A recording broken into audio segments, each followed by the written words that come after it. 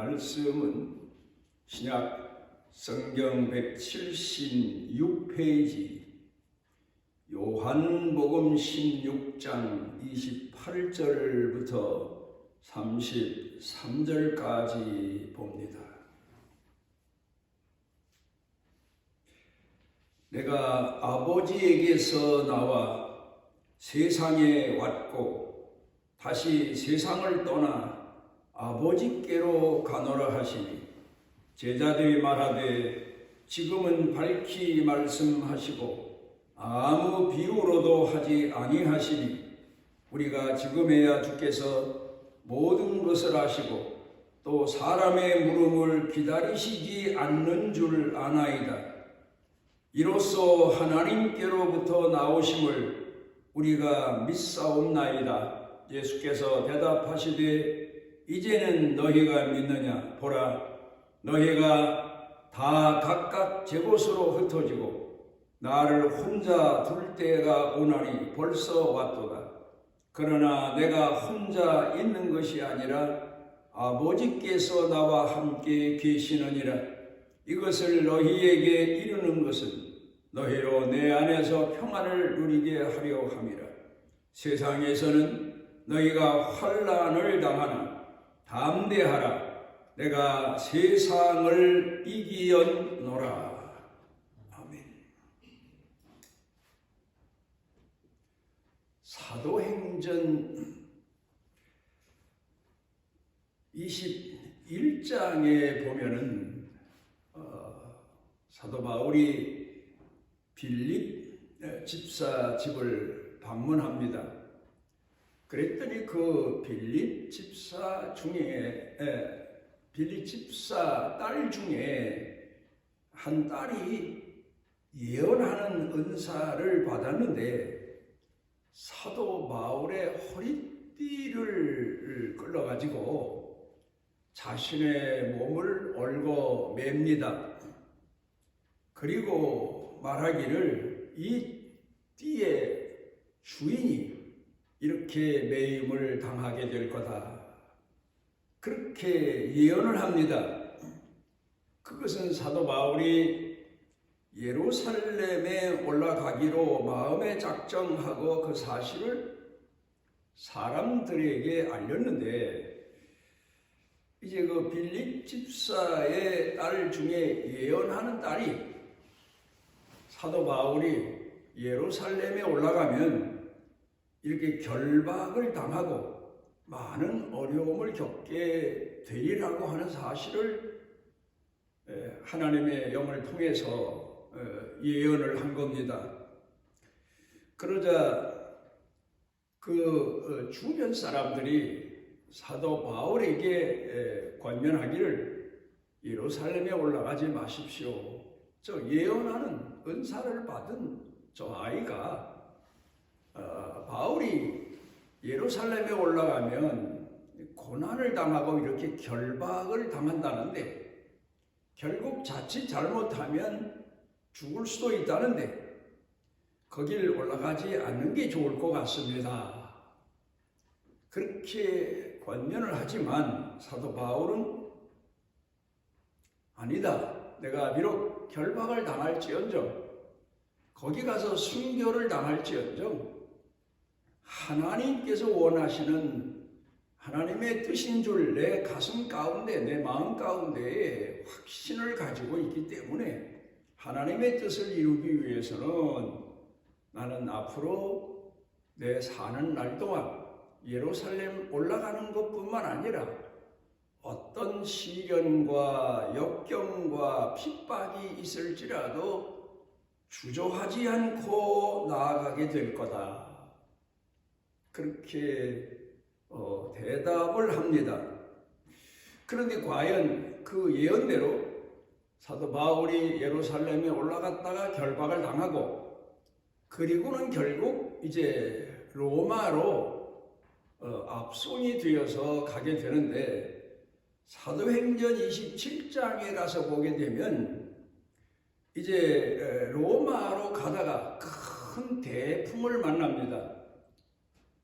그리고는 이제 큰 시련을 당하게 되는데 배를 타고 가는 그 배에 같이 탄 수많은 사람들도 고난, 배멀미를 뭐 보통 심하게 하는 게 아니고 목숨까지 잃을 정도로 하게 되는데, 사도 바울이 하나님 앞에 기도하다가 그 배에 실린 물건은 다 손해를 보고 버려야 되게 되지만 사람의 생명은 하나도 해함을 받지 아니하리라, 그런 확신의 응답을 받고, 그리고 배를 타고 가는 사람들에게 선지자 노릇을 하고 하나님의 말씀을 전하는 사명을 다하게 됩니다. 우리가 하나님을 공경하면서 하나님께서 우리에게 은혜를 베푸시고 우리와 함께 하시기 때문에 우리 삶이 평안해지리라, 그런 생각은 버려야 됩니다. 하나님은 우리 삶이 고달플지라도, 어려운 시련과 역경이 있을지라도 우리와 함께 하시며 우리를 도우시고 우리를 붙잡아 주시고 강하고 능하게 하시는 것뿐이지, 우리가 겪어야 하는 환난과 어려운 시련들은 하나님이 금하지를 아니하십니다. 물론 때로는 그런 일이 있을 경우 피할 길도 주시긴 하시지만, 하나님은 우리로 하여금 삶에서 지치지 아니하고 낙심하지 아니하고 어떤 시련과 역경이 있을지라도 하나님 의지하고 나아가고 도전하도록 성령께서 우리를 권고하시고 이끌어 주시는 은혜를 우리에게 베풀어 주십니다. 복음을 전하는 사람들에게만 어려운 시련과 역경이 바다에 나가서 대풍을 만난 것처럼 고통과 죽음 직전과 심지어는 순교까지 바다에서 항해하다가 목숨 잃은 그런 복음 전도자들 얘기도 많이 듣지 않습니까? 그럴지라도 하나님은 함께 하시지만 사역자들에게만, 복음 전도자들에게만 그런 시련이 있는 게 아니고 우리 사는 삶의 모습이, 우리 성도들의 삶의 과정이 다 그런 과정과 같은 과정을, 경로를 겪으면서 하나님을 공경한다는 사실입니다. 예수 믿는 사람이 아니고라도 세상 사람들도 옛부터 인생 삶이 고해다, 풍랑이 심하고 배가 뒤집힐 정도로 많은 대풍을 만나는 바다 항해와 같다, 그렇게 이야기하기도 하고, 또 우리 신앙인들은 특별히 이스라엘 백성들이 경험하고 거쳤던 과정을 생각하면서 광야 생활이다, 이런 이야기들을 자주 합니다. 그러니까 우리가 시대적으로 또 지형적으로 다른 환경 속에 살지라도 우리가 사는 삶의 과정은 이렇게 큰 시련이 많고 역경이 많고 심지어는 이대로 내 인생이 끝나나 하고 낙심지경에 이를 때도 많다는 사실을 우리가 살면서 많이 경험을 합니다. 그래서 많은 성도들이 찬송 338장을 많이들 부릅니다. 내 주를 가까이 하게 하면 십자가 짐 같은 고생이다. 예수님을 가까이 하는 일만이 십자가 짐 같은 고생이 아니라 우리 사는 생활 전부가 다 그렇습니다. 그래서 우리 예수 믿는 사람들은 평생토록, 물론 예수 믿는 사람 아니더라도 이 세상 태어나서부터 이 세상 끝나는 순간까지 도전의 연속이라고 볼 수 있습니다만은, 특별히 우리 예수 믿는 사람들의 신앙생활 과정을 놓고 보면 도전의 연속입니다. 그러니까 많은 어려움과 역경을 당할 때 뒤로 물러날 수밖에 없고 주저앉을 수밖에 없고 우두커니 앉아서 때를 기다릴 수밖에 없는 때에도 때로는 성령께서 우리에게 또 뜨거운 열정의 마음이 우리 자신을 가만히 있게 하지 않고 도전하게 하고 나아가게 하고 또 그런가 하면 재도전하게 하고 그렇게 살면서 마지막 순간까지 가게 됩니다. 그런데 성경 마태복음 11장에서 보게 되면 예수님께서 세례 요한 때부터 심노를 당한다 천국은 그렇게 말씀하셨는데 우리 인생사도 결국은 전쟁사와 같고 우리 신앙생활도 알고 보면 사실 전쟁사와 같습니다. 우리가 보기에는 겉으로 보기에는 그 집안에 아무 걱정도 없어 보이고 평탄한 것 같고 혼자 복 받은 것 같아도 그 사람 생각과 마음은 항상 파도치고 요동치는 바다와 같고 대풍이 몰아치는 바다와 같은 그런 인생을 사는 경우가 참 많습니다. 그래서 우리가 더 기도하게 되고 성령의 도우심을 갈망하게 되고 주의 이끄시는 손길을 사모하게 되고 그러면서 우리 신앙이 자라가고 체험을 통해서 하나님을 더욱더 사랑하게 되고 그리고 주 앞에 나가게 됩니다. 그런데 저는 가끔 이런 생각을 합니다. 천국은 침노를 당한다. 세례 요한 때부터 그 말씀이 가끔 생각이 납니다.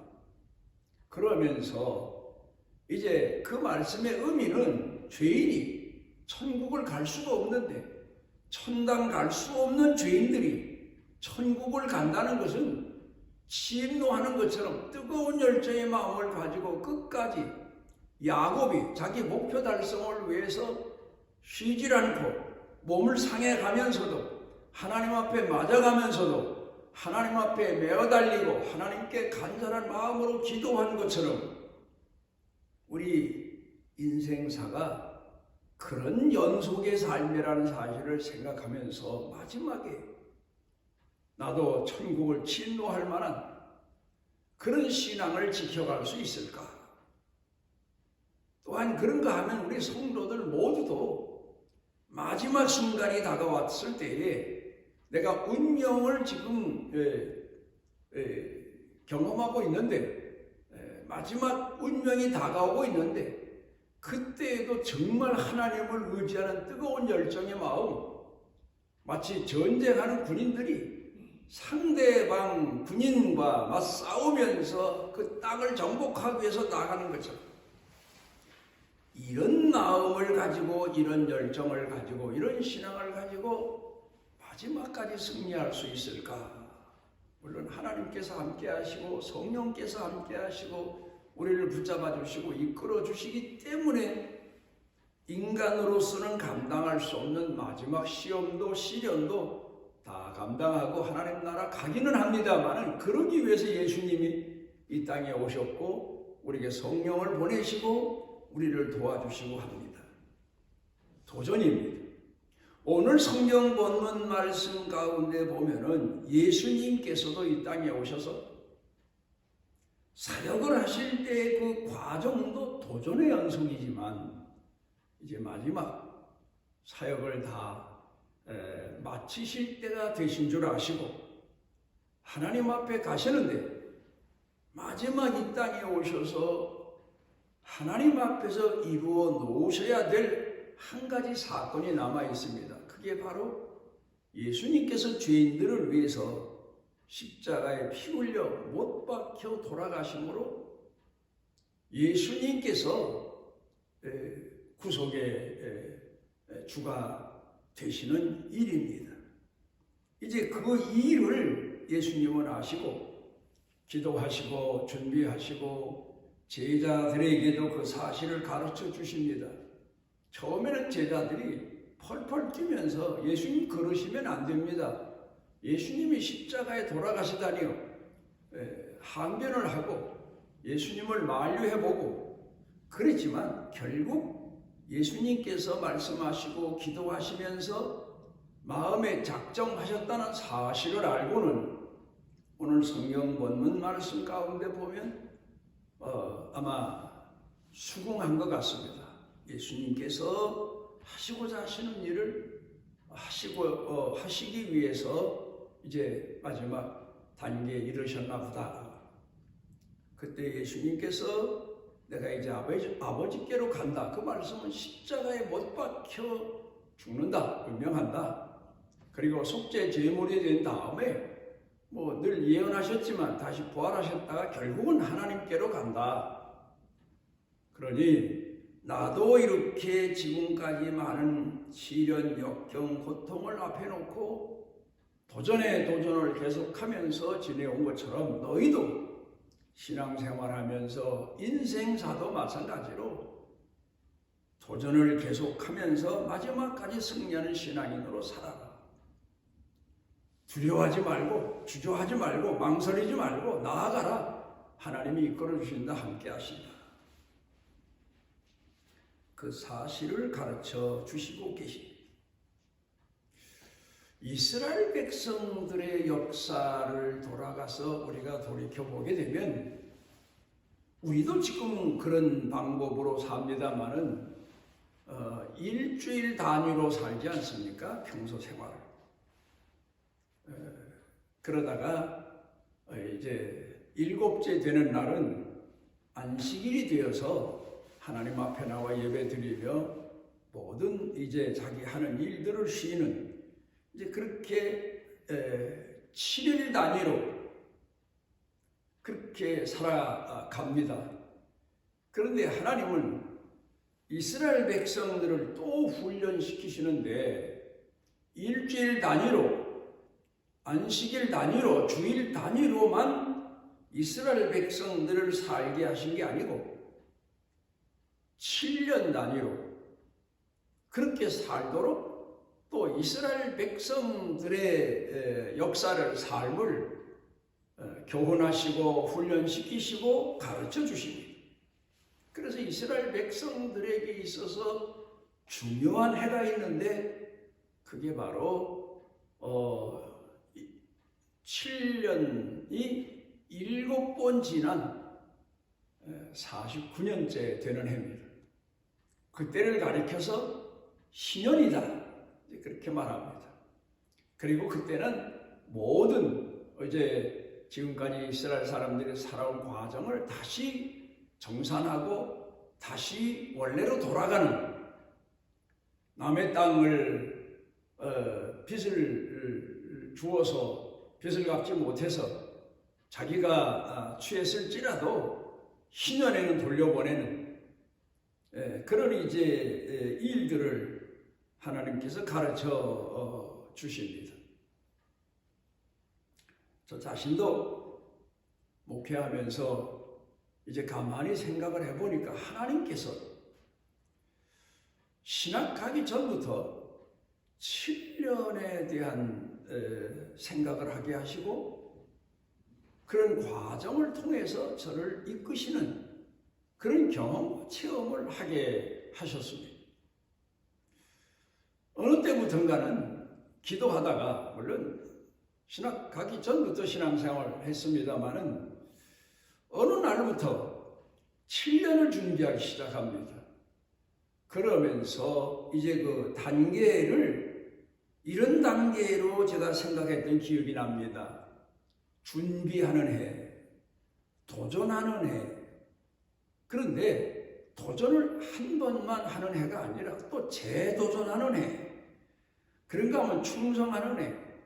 그런가 하면 인내하는 해. 그냥 한 해 한 해 계획을 그렇게 세웠던 것 같습니다. 그리고 그 다음엔 마지막 충성하는 해, 6년째 되는 해. 그리고 마지막 7년째 가서는 결산의 해.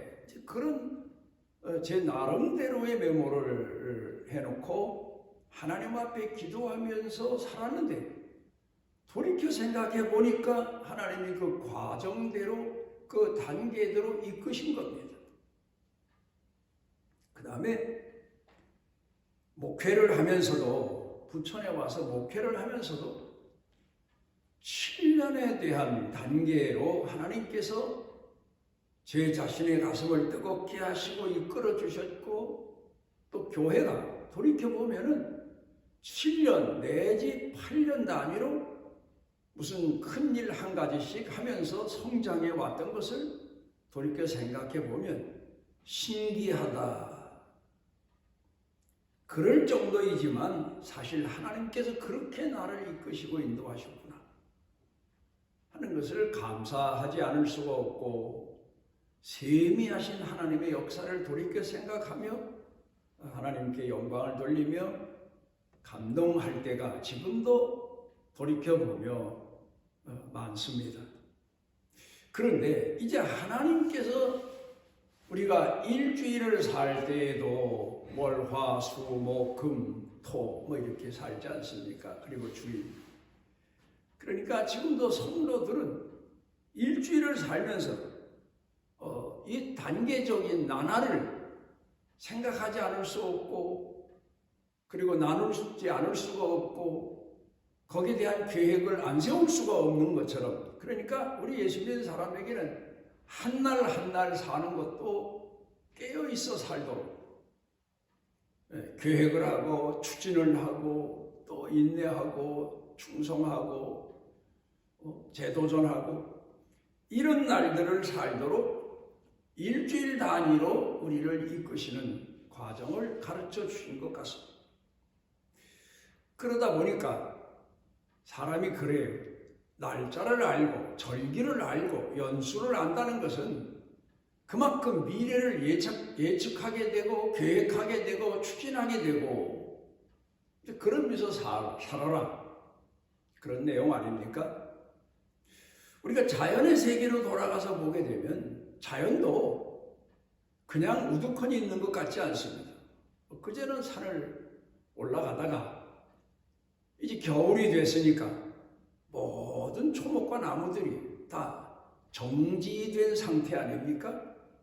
그런 생각을 했습니다. 이 큰 소나무가 겨울잠을 자고 있다. 저는 생각할 때 겨울잠을 자는 것뿐만 아니라 봄을 꿈꾸고 있을 거다. 여름을 꿈꾸고 있을 거다. 이 소나무가. 사람은 잠을 자면서 꿈을 꿉니다. 그런데 일상에도 사람들이 그런 내용을 많이 빗대서 얘기하지 않습니까? 어려서는 꿈을 많이 꿔야 된다. 그러니까 미래에 대한 계획과 상상과 추측과 자기의 바람을 마음속에 크게 가지고 성장 과정을 거쳐야 비로소 그 아이가 큰 인물이 되고 큰 사람이 되고 목적을 달성할 수 있다. 그런 얘기 아닙니까? 그래서 저는 처음에 개척교회를 하면서 이제 천막을 치고 땅도 없는 이제 그런 교회로 시작한 거죠. 남의 땅을 빌려서. 그러다 보니까 이제 그렇다고 우두커니 하나님이 역사해 주시기만을 기다리고 앉아서 있을 그런 신앙은 아니고, 하나님 뜻도 그게 아닌 줄 알고 나름대로 생각을 합니다. 이제 앞으로 성전을 지을 땅도 있어야 되고, 교회 개척했으니까 남의 땅을 빌리고 천막 겨우 좋지 않은 거 사다가 치고 시작을 했지만 결국 목표는 교회 세우고 성도들 모으고 목양하는 건데, 그래서 그때부터 내가 시작한 것이 11조 감사헌금, 절기헌금, 그 다음에 생각한 게 구자헌금입니다. 그러니까 그때 당시에는 이 구자헌금이라고 하는 것이 있었습니다. 지금도 물론 있어요. 은행에 가서 예를 들어 내가 100만 원을 얻기 위해서는 매달 얼마씩 3년이면 3년, 2년이면 2년 목표를 두고 적금을 해야 결국 2년, 3년 후에 내가 꼭꼭 매달 정해진 금액을 은행에 갖다 냈을 때 찾게 되는 거고, 그러면 그 돈을 가지고 내가 할 수 있는 일을 하는 거였습니다. 그렇게 헌금을 시작하면서 교회에 나와서 교회를 섬기고 충성하는 사람들에게 같이 권고해서 시작을 했습니다. 우리가 이 어려운 상황에서 교회 앞으로 땅도 사야 되고 건물도 세워야 되고 뭐 그런 얘기는 자상하게 안 했지만 교회를 천막교회 와서 교회를 섬기기 시작했다면 나는 구자헌금을 하고 있습니다. 여러분도 동참하면 좋겠습니다. 내가 한 돈에 100만 원 헌금할 수 없고 그 이상을 헌금할 수 없지만 3년, 4년, 5년을 목표로 매달 구자 헌금에 참여하게 되면 결국 그 헌금이 모여져서 교회가 큰 일을 할 수 있습니다. 그래서 그 당시에 젊은 청년으로부터 교회 나온 사람들 모두가 다 그 헌금에 동참했고, 한 가지, 만약에 우리 교회에 나와서 교회를 섬기다가 다른 교회로 가게 되면 작정 헌금이라고 해서 부담이 될까봐 다른 교회로 가게 되면 그 달부터는 내지 않아도 되는 거로 그렇게 규정을 정해놓고 헌금을 시작해서 구자 헌금이 지금까지도 계속되고 있고, 이제 근데 그 헌금 이름을 바꿨습니다. 성전 헌금. 마태복음 17장에 보게 되면 예수님께서 성전세를 내시는 내용이 나오지 않습니까? 성전세를 받는 사람이 예수님 제자 베드로 보고 너희 스승은, 너희 선생님은 왜 유대인들 모두가 내는 성전세를 내지 않으시느냐? 그래서 베드로가 깜짝 놀라서 예수님께 가서 말씀을 드렸더니, 베드로야, 아버지와 아들이 있는데 아버지가 하나님이시고 아들이 난데 아들이 아버지 집에 세를 내야 되겠느냐? 그러나 다른 사람들이 시험 들지 않게 하기 위해서 성전세를 내야 되겠는데 내가 가서 낚시해서 잡힌 고기 입을 열면 거기 성전세 낼 돈이 있을 거다, 갖다 내라. 그래서 성전세를 내시는 내용이 나옵니다. 그래서 제가 이제 구자 헌금을 하다가 교인들에게 독려하다가 언젠가부터는 그 사실을 깊이 깨닫고 성전 헌금 그렇게 바꾸어 놓았습니다. 그래서 교회가 성장합니다. 여러분, 이 얘기는 우리가 교회 섬기는 사람도 이렇게 살아야 되지만 가정을 이루고 사는 사람들, 그리고 젊은 청년들이 이제 자기가 성장해서 생활에서 수입을 얻은 때부터 자기 미래에 대한 계획을 세우고 꿈을 가졌으면 이 접근 시기의 비축은 있어야만 자기 자신의 목표를 이루는데 아주 유익하게 사용될 수 있다고 봅니다. 그래서 우리 교회가 지금까지 참 가난한 지역 교회인데 다른 교회들은 성전을 건축한다든가 땅을 구입한다든가 그러면 교회 일꾼들이 집을 재피고 그래서 불상사가 나오고 여러 가지 복잡한 문제들이 일어나곤 했는데, 사실 우리 교회는 지금까지 한 번도 성도들이 자기 집을 팔아서 교회 헌금했다든가 교회를 재피고 대출을 받아다 헌금했다든가 그런 건 없습니다. 다만 한 가지 제가 기억에 남는 거는 자기가 전세를 들었었는데 교회가 큰일을 한다는 소리를 듣고 전세를 줄여서 헌금을 내준 권사님이 한 번 계시긴 했었습니다.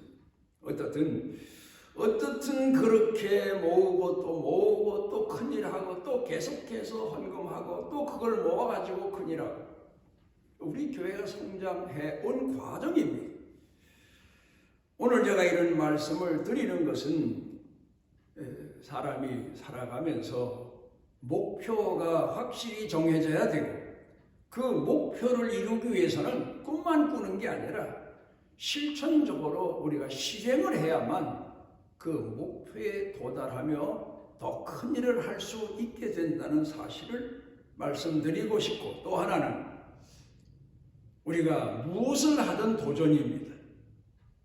신앙 생활의 어려운 시련에 있을지라도 그를 극복하기 위한 것도 도전이고 또 새로운 일을 시도하는 것도 도전이고 새로운 목표를 정해놓고 그 꿈을 이루기 위해서 나아가는 것도 도전입니다. 우리가 그러다 보면 많은 시련도 옵니다. 또 또 많은 고달픔도 옵니다. 또 황당한 일도 겪습니다.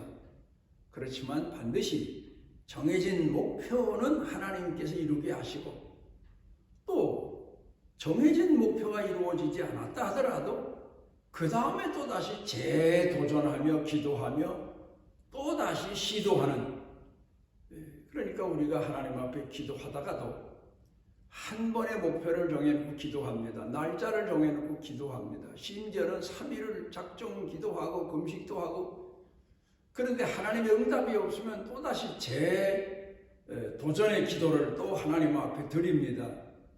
뭐 몇 번, 그게 무슨 숫자가 정해진 건 아닙니다. 한 번 기도해서 응답이 없으면 2번 기도할 거고, 2번 기도해서 응답이 없으면 3번 기도할 거고, 그런 목표를 정해놓고 기도하면 결국 끝내는 하나님께서 내가 정해진 목표가 하나님의 뜻이면 이루어지게 하실 거고, 아니면 이루어지지 않으면 다른 하나님의 선하신 뜻을 발견하게 하셔서 그 도전이 무익하지 않도록 하나님은 우리를 훈련시키시고 이끌어 주십니다. 사실 이제 제가 이 얘기를 하는 것은 제가 담임 목사로서 원로 목사가 된 이후에 올해가 바로 6년을 마감하는 해입니다. 그리고 내년이 7년입니다. 그러니까 제 자신이 살아온 6년 동안의 과정을 돌이켜보면 뭐 그야말로 바다의 작은 쪽배를 타고 나갔다가 대풍을 만난 것처럼 그런 일들을 몇 번이고 경험을 했지만 결국 도전에 도전을 하게 하신 하나님께서 오늘 이 자리에 서서 또다시 항해를 꿈꾸며 하나님께서 나를 통하여 이루고자 하시는 뜻을 기도하고 헤아리며 하나님 앞에 감사하게 된 것을 돌이켜 생각하며 오늘 이 성경 본문의 말씀을 전합니다. 우리 성도들 모두도 자신을 향하신 하나님의 선하신 뜻을 헤아리고 목표를 세우고 충성된 신앙인으로 살아가면서 일생 동안에 두려움 없이 도전에 도전을 계속하는, 그리고 하나님의 뜻을 이루고 하나님의 영광에 이르는 성도로 살아가게 되시기를 바랍니다. 우리를 오늘도 이전에 모으시고 함께 하시고 은혜 베푸신 아버지 감사드립니다. 우리가 오늘을 살면서도 내일을 꿈꾸게 하셨고 또 하나님의 선하신 뜻을 헤아리게 하셨고 그 뜻을 이루기 위해 충성해 나가게 하셨사오니 우리 온교회 성도들, 이 말씀을 듣는 모든 사람들이 우리를 향하신 주의 뜻을 헤아리고 계획 없이 무의미하게 살지 아니하고 하나님께서 주시는 지혜를 가지고 목표를 세우고 뜨거운 열정을 쏟아가며 하루하루 한 달 한 달 한 해 한 해를 살아갈 수 있는 은총을 더하여 주옵소서. 예수님 이름으로 기도드리옵나이다. 여호와께서 그 날개 아래 보호를 받으러 온 내게 온전한 상 주시기를 원하노라. 우리를 죄에서 구속하신 예수 그리스도의 무한하신 은혜와 아버지 하나님의 만극하신 사랑과 우리 속에 내재하셔서 깨닫게 하시고 뜨겁게 하시고 일으켜 주시고 나가게 하시고 또 도전하게 하시고 낙심하지 아니하도록 감동케 하시는 성령님의 능력의 은총이 사랑하는 자녀들 생각, 마음, 영과 육, 머리 위에 사는 생활 중에 일터 경영 중에 온 교회 중에 넘치고 넘치도록 함께 하시기를 축원하옵나이다.